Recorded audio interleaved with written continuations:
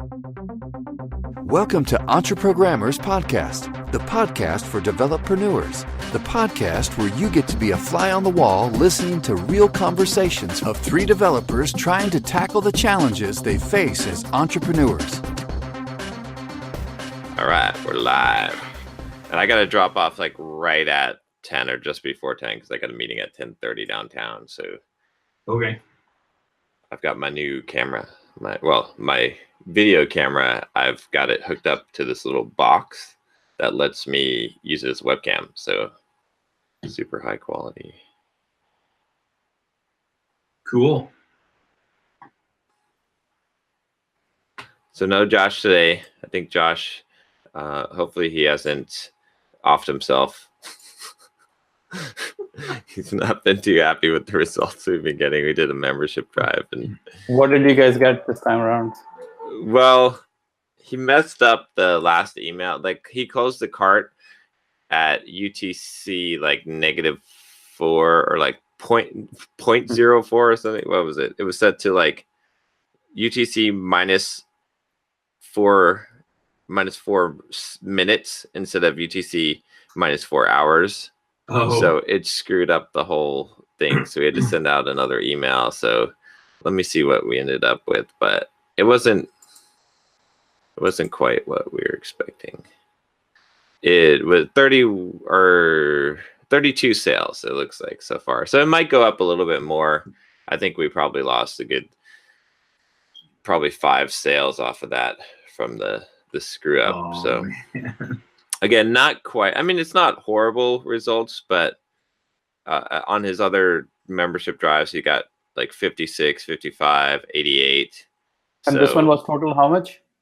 It's 32 right now. So Oh, people don't want me back. That's like, they're like, oh, John is back. I'm going to cancel my membership, actually. Not signing up for that shit.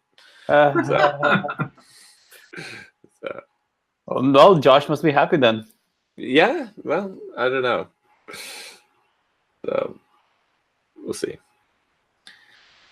You know, I like the camera, the new camera. It starts, when you move, it doesn't focus that fast. And it's got like, it's hazy when you move. Yeah, compared to a computer camera. It's got autofocus. That's why, because it's like it's depth. When you go slow, that's fine. But when you go fast, it'll definitely screw it up. Yeah. A fast is not even noticeable. Just like that will cause it to screw up. Yeah, it depends if I go out of the field of, the field of vision or whatever. So it's going to focus on whatever's in the forefront. So, but other than that, I've been kicking ass this week. Got the Bulldog Mindset stuff. I've been doing just like 8 to 10 Pomodoro a day, pretty much every single day. I've already got like 4 done this morning. So, but yeah, it's been pretty good. I recorded like the audio book for the How to Stop Being Lazy. That's submitted to ACX. I've got the Bulldog Mindset podcast. You guys saw the final logo, right, of Bulldog Mindset? Yeah, I did. So I got the logo done, and then I'm working with the logo designer to actually design the website. So he's going to do the website banners and all that. So that'll be cool once I have that done. And then I've got I'm launching the audiobook next week. I've got that all scheduled. I've got Instagram clips going now, pretty much every day. And what else do I got, man? A ton of stuff. Went through YouTube and set up a bunch of playlists and default cards. I started working on the whole the Amazon influencer page, Manny. But that shit has taken me a long time. I've already spent like 5 Pomodoros on it. And Well, you should get your guy to do it for you. There's nothing that he could do that would make it any faster. I have to make the list of all the things. It takes a second to drop it in there. It's a matter of making the list of all the things. Well, that's a good thing though. That means you have a lot to tell. Yeah. I've basically got top 10 books that everyone should read, books that changed my life, which is like 27 books. And they're supplements I take, running gear, fitness gear, tech gear. So I guess I'm probably pretty close to having it all done, but it makes sense to, I think it's going to work out good though. That's a really good thing to be able to point people to. So yeah, I think it's going to be good, consistent money. But yeah, Bulldog Mindset is looking good. I'm getting like about 15 email subscriptions per day now, and the conversion rate on that quiz is still like over 50%, which is just insane. Oh, wow. So yeah, so that's from the pop-up. When people see the pop-up, they take the quiz like 50% of the time. So, and sign up for email. So I think it's gonna kill. So nice. And then I made an awesome call on Tesla stock. I bought some options about 4 days before the earnings came out, like $20,000 worth of Tesla options at like a $265 call price. So basically $20,000 worth of Tesla options. Right now, holy shit, it just went up again. Holy crap. It went up $16,000 today. So right now, that $20,000 worth of options I bought is worth $68,000. Oh, wow. Yeah, so not a bad haul. I wish I would have bought $200,000 worth of options. Yeah. Yeah, right. I would have bought $2 million worth of options.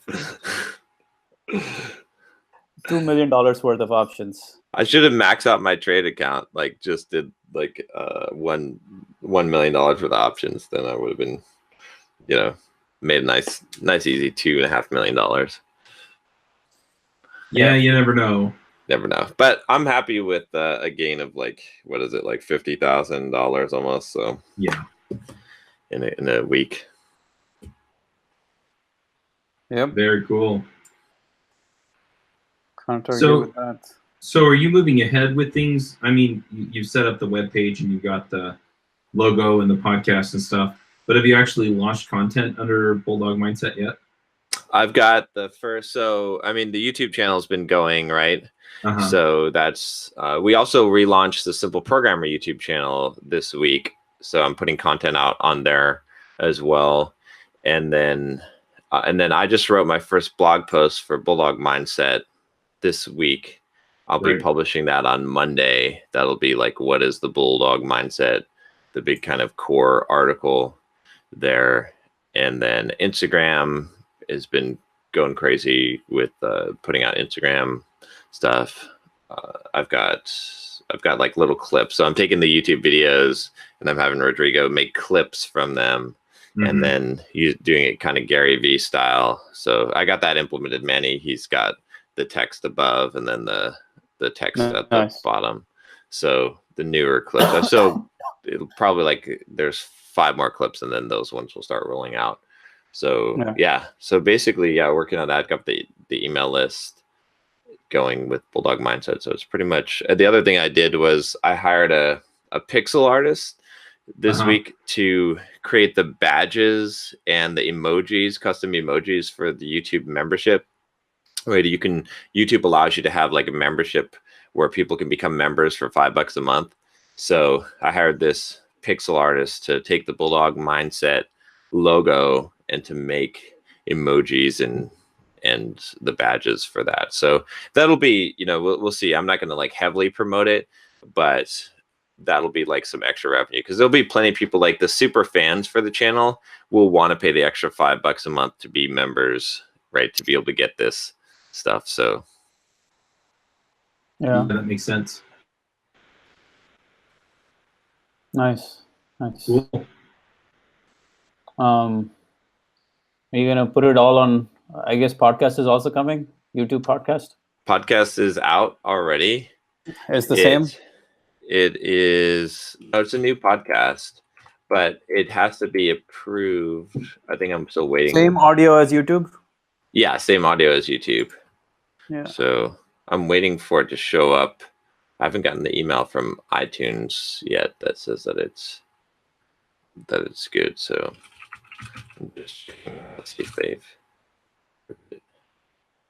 I'm waiting for the ACX book to get approved too. ACX? The Audible. Oh, right.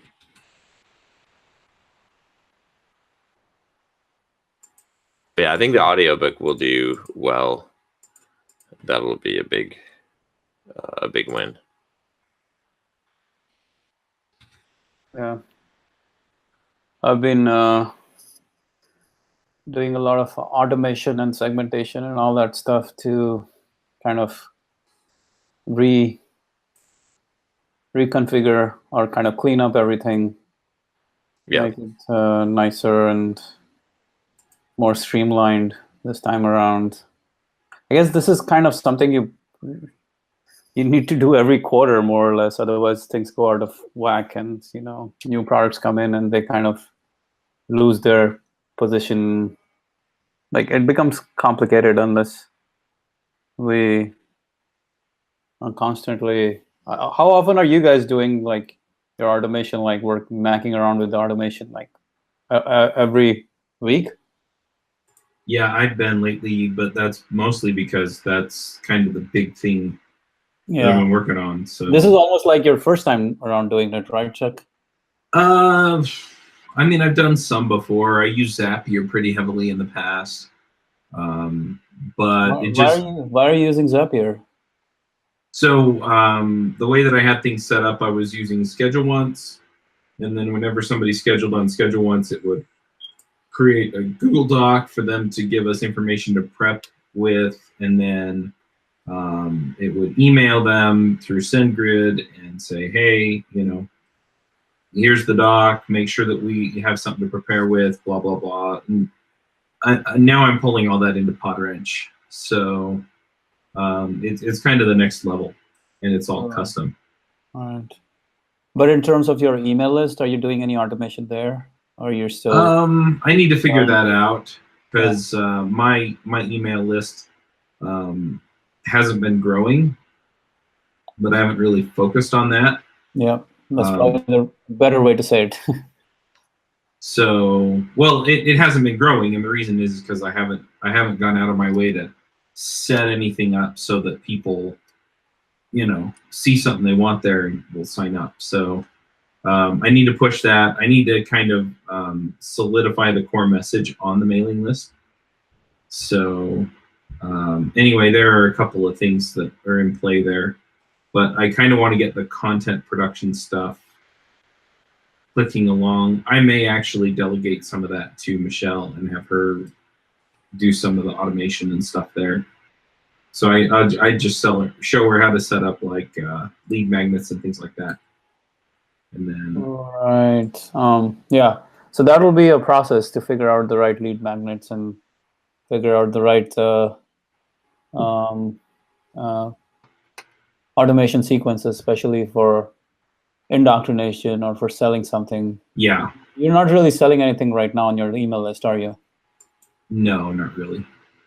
Yeah. I could do some affiliate things, but I haven't really pushed on any of that either. You should try and sell John's how to market yourself.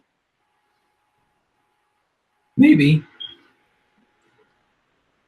That, or yeah, I'm sure some of John's products would appeal to my audience.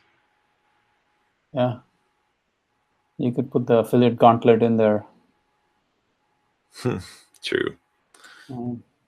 Yeah, the affiliate Gauntlet is a good strategy. Always, we're using that. Affiliate Gauntlet.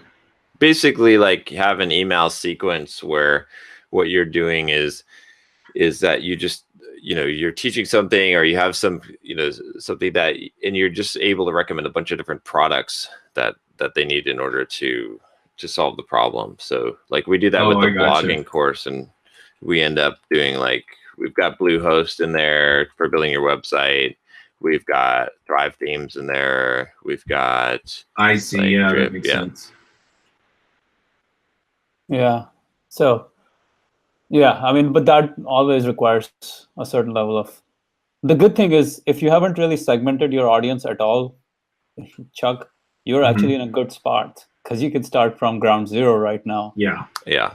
I'm like all messed up because I've got so many different segments and like different places that people come in now that it gets complicated. And I'm sure John and Josh have similar problems. Well, I'm going to call Josh the simple programmer guy and John the Bulldog guy so that we don't confuse it. So Josh has more of the problem. John and you have it simpler right now because it's just one entry point, more or less, right? Yeah, I mean, different people demonstrated different interest in like JavaScript versus Ruby versus, so I've got them segmented by show. Okay, so you do have segments. But, I mean, for the most part, I get the same general level of people coming in, so. Yeah. No, that's you actually need that. You need that segmentation to know who's the Java guy, who's the Ruby guy, and who's what, so that you can start selling accordingly. Yeah. Man, I mean, yeah, if you haven't really sold anything on the email, and if you're just focused on Podwrench, you might as well put in some automation there to sell. I should. Course or whatever you want. One of Well, I could put in automation that essentially, it basically puts them through a number of offers. So, are you interested in this aspect of things? And if they are, then I can give them a little content and then say, hey, there's more content in this affiliate. Because your list is not really being used at all, other than the book and the course from where you did, which you are not really really doing much about. So that might be another 6 months before you get back to doing that, right? If you're gonna do Podwrench for a while. Yeah. Yeah, I will admit that I have done a little bit more on the book, but it's when I really just can't not do it. It's like, look, I got to get this out of my head so I can get on the other stuff. So you've got how many people on your email list? About 15,000. Yeah. So I'd say that, the best thing to do is, and it's kind of what I'm doing with Bulldog Mindset right now, is I've just got it in a holding pattern because I don't really have anything strong to pitch at this point. So what I've done is created essentially the affiliate gauntlet. I've just created an email sequence, an autoresponder sequence, and I'll be filling that up with some more emails. And the idea is that, you just kind of create this sequence of the emails out there, and you've got some affiliate deals in there. Like I've got Manny's course that I'm pitching in there for mental toughness. And then you're just, while you're in that holding pattern, before you actually have something really to launch, you're still monetizing the list and you're still keeping people engaged. And then it doesn't require you to constantly be, creating emails and trying to, nurture the list. You can just create that sequence. Yeah.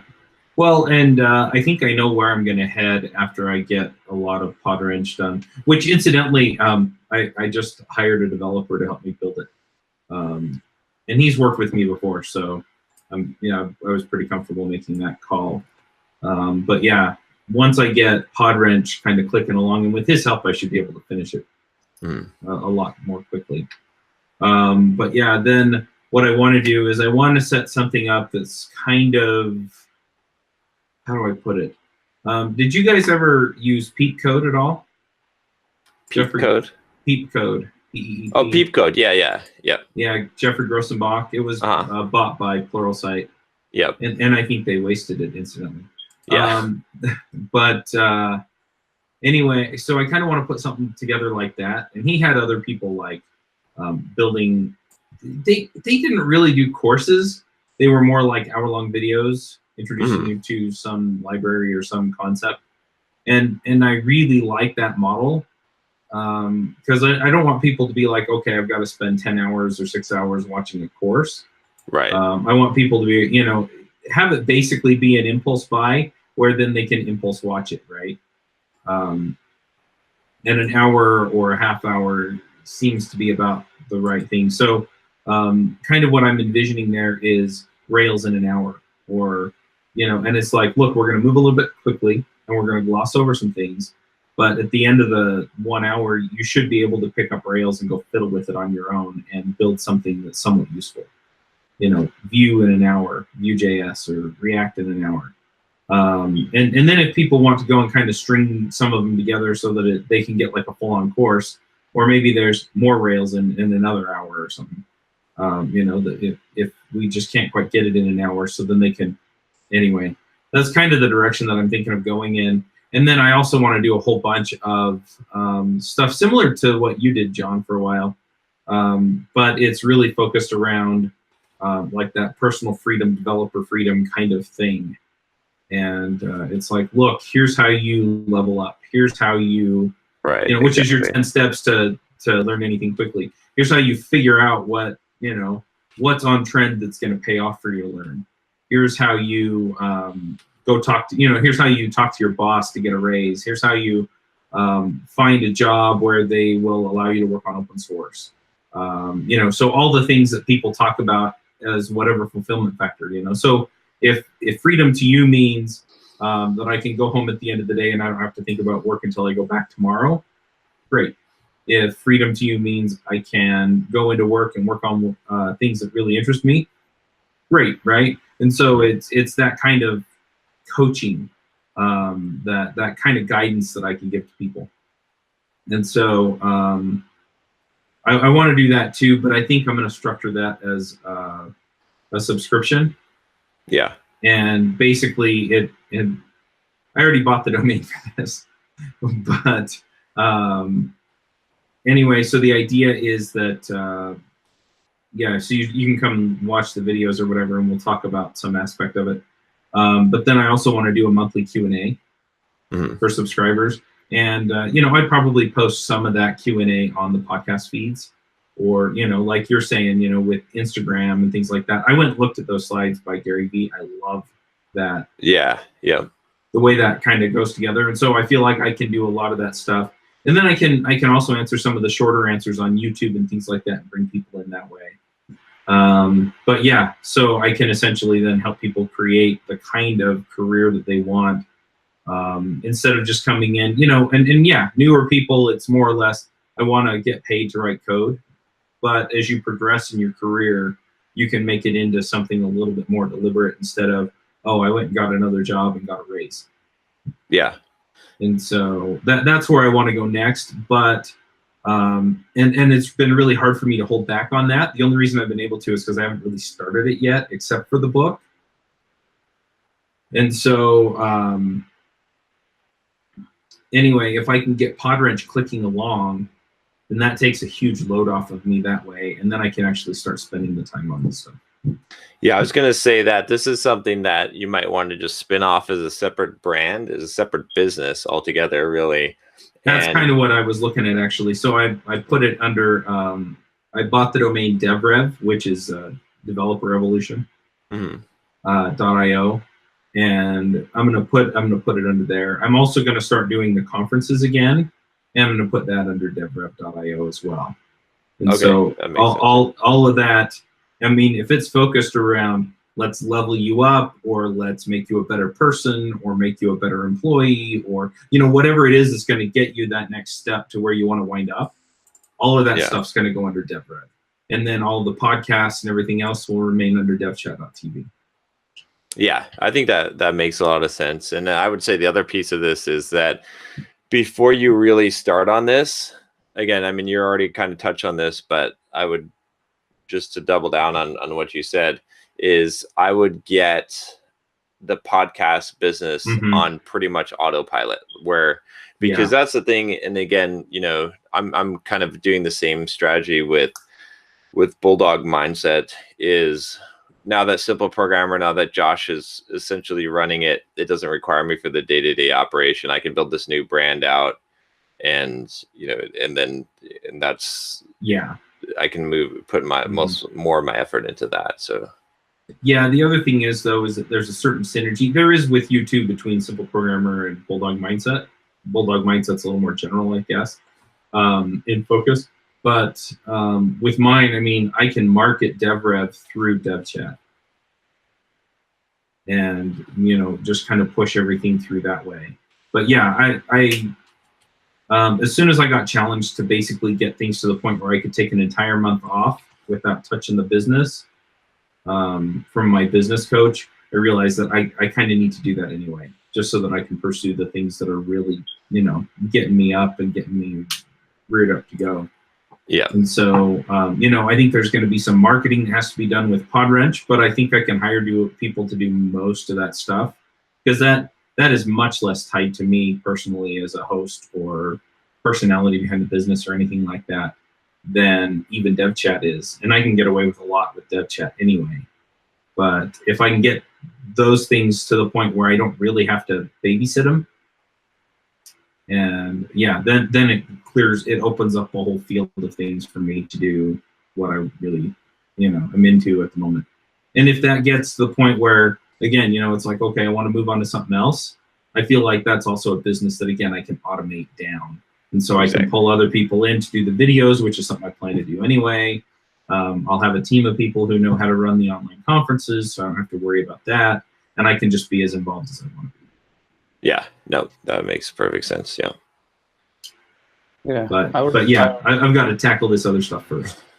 Yeah, one thing at a time is what I would agree with on that, because it will just get overwhelming if you don't have the team in place and the automation and delegation in place. Yeah, I've actually put out job listings for show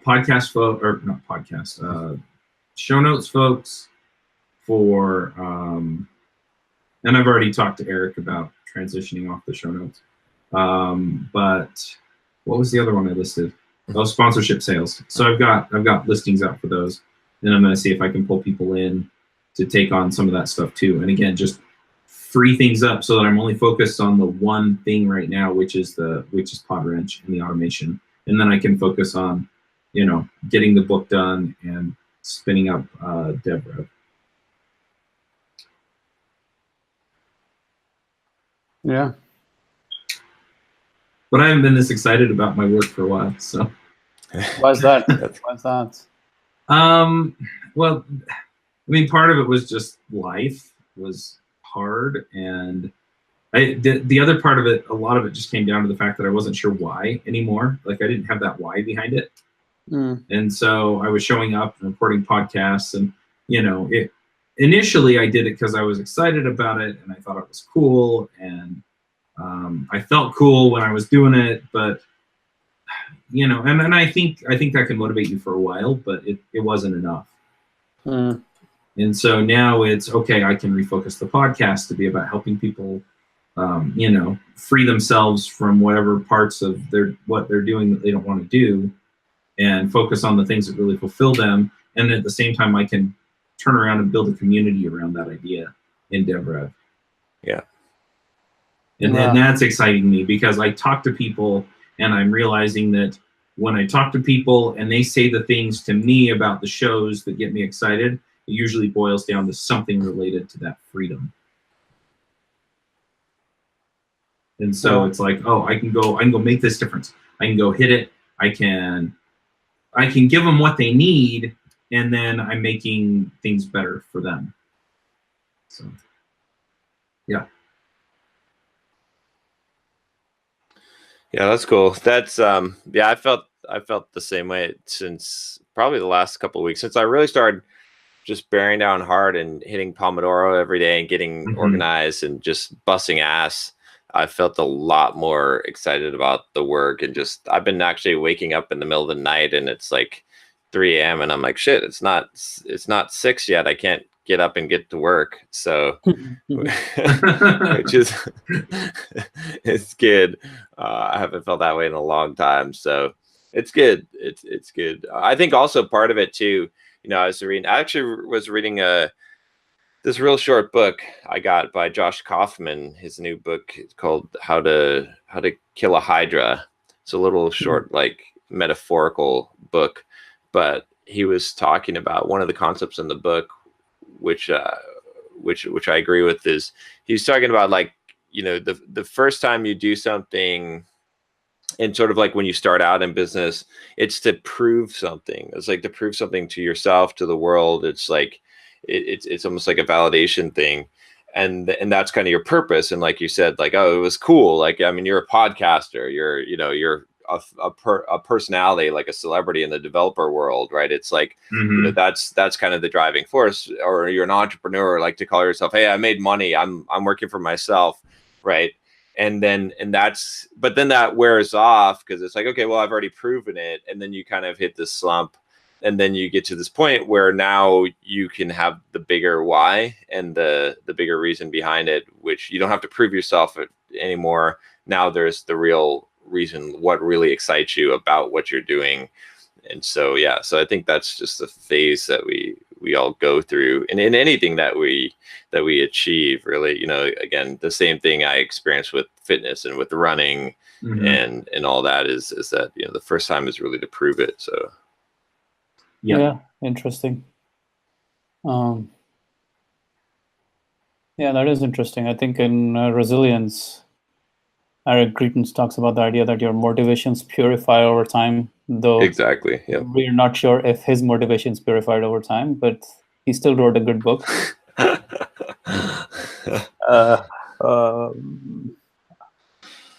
Yeah, no, it's a good book. And motivations purify over time is a very interesting concept. Yeah.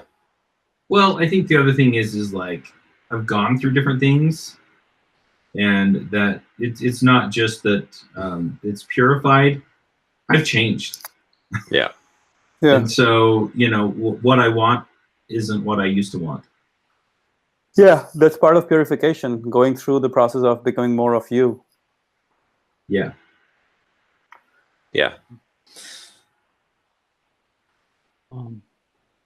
So to the question of like, how often are you guys mucking around with the automation? Is it almost like daily, weekly basis? What's Josh doing?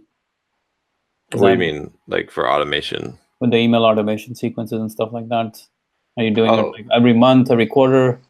And Simple Programmer. Like changing the automation? Yeah. Not really. I don't know. I don't know if we've messed with it too much recently. I think Josh is he was on that for a long time, setting up all the workflows, and those are pretty much going now. So it could probably use a bit of a revamp to get some of these things flowing a little better. Yeah, I feel like I need to have it such that at least once a quarter I need to redo it again because things get stale. Yeah. And they're not the same as they used to be. And it's very easy to kick the can down the road when it comes to automation and stuff like that because it's not immediate money. Right? Yeah. It's not immediate gratification. So it's easy to say, later. But the thing is, that is probably one of the highest return things as well in the long term. Yeah. It's like you spend 3 or 4 days and it literally is worth thousands of dollars. Exactly. Yeah. Yeah. So.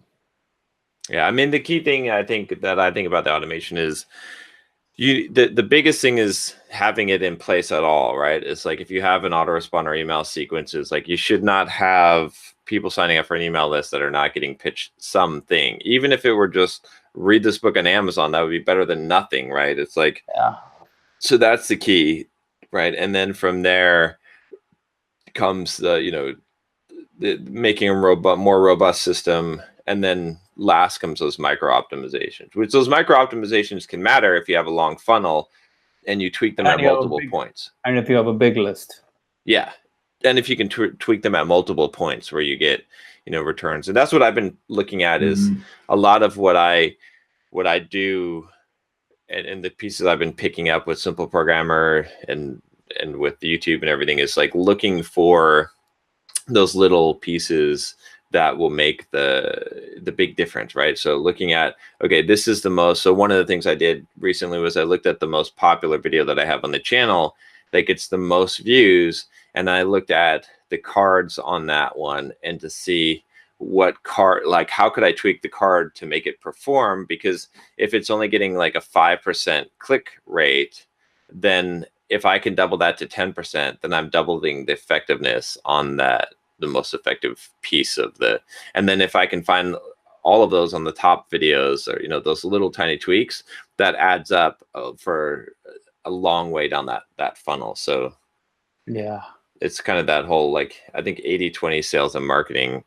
Perry Marshall's book, really hits that point home. Like if you make like 10% improvements in these parts of the funnel, it'll add up to like a 300% improvement overall. So. So, but I would also like go to the other side of the 80-20 marketing and say that when you're starting off, you're much better off just saying email 1, email 2, email 3, email 4. Email Exactly. 1, introduction to myself. Email 2, introduction to this product. Email 3, pitch the product. Email 4, deadline for the product. Literally, if you just put that for 2 or 3 products, and if you just wrote 2-line email for each of them saying, hey, I'm this and I do this, and then second email, third email, fourth email. Yeah. Over time, you can tweak it, make it better, increase it, do all those things. But if you literally just did that, that would be worth so much more, thousands of dollars more than just not doing it all because you want the perfect emails to go out. Perfection will be only done over time. But just saying email 1, email 2, email 3, email 4 are the pitches is enough. I think I had this epiphany only recently because I was like always obsessing over writing the perfect emails all the time. And then I was like, this is not even a big enough segment. Why am I so worried? I should just like write the basic email, let it go, and then come back later to make a better email or to optimize the sequence because I feel the segment has gone bigger. Like I was obsessing over that stupid segment and like trying to write the perfect emails and spending so much time over something that didn't really need to be done because it's such a small segment. I was much better off just saying, hey, the deadline is approaching and this is where you can buy the product. That would have at least started the process. And that would actually force me to improve. Right. As soon as I start seeing the results, I'd be like, all right, let me go and make the changes now that I see the results. Now I see something is happening. Well, it comes down to the whole programming, idea of premature optimization, right? It's like we're tempted to, like, you can write the perfect email sequence, but here's the problem with writing the perfect email sequence is you don't have data, so you don't know. So you might like use your perfectionism to say, okay, I need to write these perfect, and it takes you a long time, or you never do it because it's not. Instead, if you write like 10 junk emails that just literally just pitch a product, like you said, you just wrote them in one afternoon, right? Created the whole thing. Then you're getting data. You're getting effectiveness already because probably if you spend that minimal amount of effort and just like do what will be the most effective with the least effort, you're probably going to capture 50% of the value right off the bat, right? You will. And then you're going to get data, and then you're going to use that data, and you can go back and you could actually tweak it based on real data and feedback, and you have a baseline, and now you can capture 60, 70%, 75% of the value. And it might not ever even be worth it to try and capture more than 75% of the value because there's diminishing returns. As you start to try and squeeze that lemon for more and more juice, like you get less and less juice for the amount of pressure they have to put on that lemon. So, above a certain point, it doesn't make sense to tweak the systems. It makes sense to build new systems or build, open the flow more. So buy more lemons, essentially. Yeah, it's the 80-20 rule in play again. Like you just should spend 20% of your time on that damn thing, get the 80% result, and get out of there. Exactly. So tweak bigger things rather than tweak that small little thing. And the 20% time isn't really that much compared to, for some reason, email automation is probably the scariest thing for every online entrepreneur. For any and every online entrepreneur I've ever met, email automation is the big scary monster that they just don't want to touch. Not only email automation, but email marketing in general. Everyone, I've seen this so many times, literally from guys who are running like a 6-figure podcast business who have a list of 2,000 emails, all the way to guys who have, crazy, like they're doing big on Instagram and website, but they don't want to send their emails because they're scared of sending emails. Like I've seen this again and again. Every time you're like, why? They're like, oh, because it's such a price commodity. I'm like, shit, you're in so much trouble. All the time. It's like the most consistent thing you can watch to see if the guy has a real business or not. Yeah, exactly. Yeah. If the guy is scared of email marketing, if email marketing is part of the business, then yeah, the business is not humming. Yeah, I just need to level up on that. But again, Sorry, it's one thing at a time. Yeah, What? didn't mean to talk to you. Talk about you in this case. I didn't feel singled out, but at the same time, it's just, in my case, it's just been really hard to prioritize it. Yeah. Yeah, that's why it's like, and some of the most profitable things that I've ever done in my business, it's kind of funny. They're the things I did in one afternoon. Yes, exactly. Literally, sure. like, I'm sure. When I first launched How to Market Yourself as a Software Developer, there was that $100 challenge we did here, right? I pre-sold it, and I just because we had to do it in 24 hours, like that was the thing that kicked it off and made that whole thing happen. I created a course that ended up making a good amount of extra money for us. The 10 ways to make money from your blog in just one afternoon. There's been just a ton of things that I've done. Like my original How to Create a Blog to Boost Your Career course, which is responsible for like half of our email list and a ton of probably $50,000 of Bluehost revenue and whatnot. It, again, was created in just one afternoon. So it might, you wrote the whole sequence in one afternoon, is what you're saying? Yeah. Yep. Yeah. Just take a day. It's actually much better to have a gun to your head. Yeah. Who was it who said the secret to great results is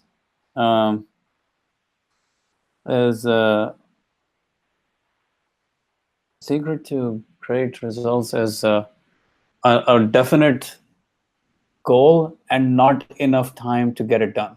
Yeah. Exactly. Yeah. Because that causes urgency, and that urgency forces you to focus way faster than you normally would have. Yeah, it's true. Like your urgency levels up your focus big time. Yeah. That's I like true. that. Like email automation, who was it? Dan Fagella. I was listening to that interview with Yarrow. I listen to it every once in a while. And he literally, he made it a point. Every weekend, he would write a new email sequence pitching a new course. That was his job. Every weekend, his job was to write a new email sequence. And this other guy, interesting, I was in a war room meeting and Perry Marshall was talking about this idea. This guy, Perry likes to chew his nails. Yeah. Not Perry Marshall, Perry Belcher. Yeah. And he likes to chew his nails all the way to the point that they get bloody, right? So he joined this guy's email list on how to stop chewing your nails or how to stop biting your nails. And he was talking about how the power of stupid automation, more or less. You don't have to get fancy with your automation. A lot of people stop themselves from doing any kind of automation because they're waiting for their perfect email sequence and all this stuff. So this guy, literally, all he did was every Monday at the same time, you'd get this email, still biting your nails? And it would say, still biting your nails? And it would say, if you are, here's my course. And Perry would watch it every time. It was like, dude, this guy is relentless. Just keeps sending the damn email every Monday. There's nothing new to this thing. It's the same fucking email every Monday, right? And then one day he was biting his nails and he's all bloodied up and he sees that email, still biting your nails? And he just goes ahead and buys the damn product. That's the power of automation. Yeah, just dumb, blind persistence, right? Even the blind squirrel gets a nut, right? It's like you just gotta do it. Yeah, dumb, blind persistence will beat the savviest it's true. Savviest and the smartest. And I am wondering, just listening to you talk through this, if just setting up that affiliate gauntlet, taking a day and just doing it might not just be worth it. I'll tell you too. Oh, go ahead. No, sorry, go ahead. I was gonna say, I'll tell you too, if you want to see the biggest losers in life, just go to a Menza meeting. All right, so aren't they supposed to be geniuses? Yeah, when I got my Menza card, right, I went to a couple of the meetings. I was like, oh, this will be kind of cool. And it's all these intellectual people that spend their time playing Scrabble and theorizing the best way to build a business, and and trivia, and they're smart, they're geniuses, right? But the problem is they don't do shit. Like if they were dumber, they would be more successful. It's because they're so smart, because they're out thinking themselves, because they're not taking action, right? It doesn't mean that people that have high IQs don't necessarily succeed. I'm just saying that a majority of the people that go to the Menza meetings that associate with the group, they're more concerned about their intelligence than they are about actually taking action. And so it's kind of interesting. Like you would think that those people would be the super successful people in life, and most of them work at GameStop. Or, it's like they're idiot savants, and they're like the reverse of that. They're savant idiots, right? So it's so taking action, just brute force action, just take an afternoon and just who cares if it's good, who cares if it's right, if it matters, just write what you think and just make that email sequence, and you've got it.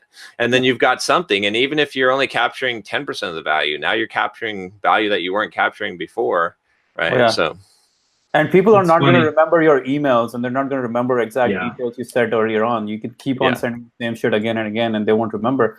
Not only that, you can actually copy John's, basically you can take their email copy for whatever they're marketing, however they're marketing, how to market yourself, and write it in your own tone. And that's your work done for you while you sell the damn product. Yeah, that's true. My business coach, to John's point, says inspiration without implementation is hallucination. Yeah. And I will add to that point, because that's a very interesting. Actually, I've seen this happen to almost in every area of life, even to myself. What happens, John, in that situation is you expect things to be easier, and that is your downfall. That is when life, like any area of life where you start to expect things to be easier, you're fucked. Yeah. So fucked. Seriously. Like no matter how good you are, no matter how good you are, as soon as you start you expect things to be easy, you are in for a lot of pain. Yeah.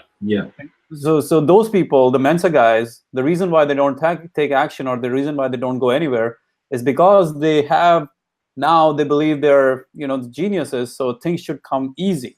Right. And when things don't come easy, they're like, fuck this, let me go do something else. I started this business a month ago, nothing is working, fuck this, let me go do something else. Little do they know, most guys have struggled through business for 5 years before anything fucking happened. But that's the way they want it to be. Exactly. Yeah. And it's for every area of life, you will see this consistently. So it's almost like I have to tell myself every day, it's going to be 10x harder than I thought it was going to be in every area of life. Yeah. That's why that's such a good book. Yeah. 10x rule. Yeah. Because it makes you think in those terms. That and the indestructible mind, which you don't like, undefeated mind. Oh, yeah. 10x hard, 10x harder, 10x harder. I haven't read either of those books. I need to check them out. Or you can listen to my interview with the author of the book on my podcast. Yeah, I could do that too. Yeah. I could do both and get the best of both worlds. You should start with the interview. It'll give you a good overview, and then you can dig deeper into the book. I could do that. Yeah. Listen at 2x. It'll only take you 20 minutes. Certainly at 2x to everything else. Yeah, exactly. I've got your whole plan laid out for you. Yeah. I like it, man. I think we're getting close to John running away soon, so. Yeah, I gotta get going here. I have a podcast interview at the same time as. Yeah. So yeah. Automation. But simple automation, I think, is the key. Or to the point where it's simple that you can deploy in a day is the most beautiful, rather than stuff that you deploy in a month, which is the most dangerous, because you'll probably end up making it so complicated that it's not even worth it at that point. Yeah. Well, the thing is like, let's say that I set aside Monday to do this, which at this point, looking at my calendar, is actually doable. But because I have one podcast interview on Monday and that's it. So let's say that I sit down and do it. If I can get 2 or 3 weeks worth of automation in on that day, right? Then I can, if I do it again the next week, then I'm just getting that much further ahead. But if not, then I can focus on Podwrench for a week or 2 or 3, and then I can come back around and set up a few more automated sequences. Yeah. And so, and so what I'm thinking is that next week, is that next week? No, but yeah. So next week, I lied. I have one podcast interview and I have a call with my developer, and my team meeting. But yeah, like I could set that up, and then that gives me a few weeks. But then I can buckle down and I can get some of the Podwrench done. But what it does is then it keeps the machine running until I get around to the other stuff. Are you committing to doing that by next call? Yeah, I am. I will commit to that. I will have at least 2 weeks automated. Perfect. So that would be like 5 or 6 or even 10 emails at some point. Yeah. A lot of emails, man. But what I'm thinking about doing is I really like the what is it, the automated sales machine. I know that's not right. But yeah, I like their approach. And essentially, so it's a couple. Yeah, and so essentially, then I send them a couple emails to see if they're interested. If they click through on any of those emails, then they get more stuff. That kind of leads them into that pitch. Yeah. I wouldn't even I wouldn't complicate the automation at all, man. Like at this stage where you're doing it, like with the early phases, you just start with indoctrination and with pitching one product that you decide. If it's John's product, which is probably a good idea because it's a pretty solid product. Do you have an affiliate set up for that, John? Yeah, you'll have to ask Josh how he's got it set up now. And you should get a discount code from these guys. Yeah. You can just say, hey, we have a limited time discount, 50% off or whatever. And that's probably the best way to pitch anything like that, especially affiliate offers like that. Yeah, that's true. Yeah. And don't worry about whether they're clicking or not. Just put them in the sequence the first time around. You can fine tune all of this shit later on. Otherwise, you're just going to overcomplicate everything. That's true. I also need to get things together so that I can start collecting emails off of devchat.tv again, because there's something messed up in that part of things. So. Oh man, like I know for myself, if anything was broken in my lead gen machine, that'd be the first thing I'd be fixing because it's such a important part of the business. Well, the other thing is that once I get ready to launch DevRev, I want a large list to push to. Exactly. You need that. That's probably so I need my list to be growing, not because I do get unsubscribes when I send stuff, and since I'm not really getting any new people in, the list is shrinking. It's shrinking slowly, but it's shrinking. Yeah. So, yeah, you got to. I got to figure that out. That should take another day to just run through all of that. Yeah. Well, the thing is that I can set up some of that stuff, and then I can hand it off to Michelle. Yeah. Here's how to set up the rest of this, because a lot of the stuff on there is, she can go back and look at numbers and then say, hey, over the last 6 months, these are the most popular episodes, and then put that up as a lead magnet, or some of the other stuff. But yeah. I better jump off here. Thoughts? Yeah. So I'll give you mine because I got to drop off. Mine is basically find evidence as to why you suck and are not a badass, right? This is something, that I was thinking about this a lot. This is what's helped me level up probably more than anything else in life, is every time that I think like I thought I was a badass because I was running 10 miles, 4 times a week. And then I read that book, Living with a Seal. I'm like, oh, you're a fucking wimp. Like, and I ran a full marathon the next day. Same thing even now when I'm running, I'm hearing about guys like I just signed up for another marathon in January, like a dopey challenge. So like 4 back-to-back races. And there's guys that run the Western 100 miler that run 200 miles a week. And, there's guys that are over 200 pounds that are able to hit marathons in like 2.5 hours. So like, everything I think, from business, from whatever you think that you're a badass, as soon as you start to think that you're a badass, it's much harder to level up. But when you start, like, surround yourself with the stories, read about people, listen to people, be around people who are way more of a badass than you. And that's the fastest way to become more of a badass. So, yeah, I like it. I think I'm going to just piggyback on that and say, instead of thinking of yourself as a badass, think of yourself as a badass work ethic guy, like who's going to put in the work and expect it to be 10x harder. Fuck, man. Expect everything in life is going to be 10x harder than you want it to be. Literally. If you're going for average, then you probably don't worry about 10x harder. But as soon as you go for any kind of above, excellence, you have to expect it to be 10x harder than you think your skills allow it to be. Exactly. Yeah. Well, the other thing is just assuming that it's going to be hard. Here's my pick: is figure out why you're doing it. Go in, think about, what am I after? What do I want to accomplish? What are my values that are going to guide me to getting there? And what do I need to do it? Without that driving force, it's really hard to keep going. And if it's going to be 10x harder than you thought, and it's going to kick you in the rear end, you really have to know that this is what you want. Yeah. Yep. By the way, I'll be in India for the next couple of weeks, so I'm not sure if I'll be dialing in. I'll let you know. Okay. Peace out. All right, guys. See you later. Yeah, bye. Wanna start a business, but you just know how to code. Listen to John, Josh, and Derek as we figure it out. We are the Yantra programmers, and we'll teach you straight up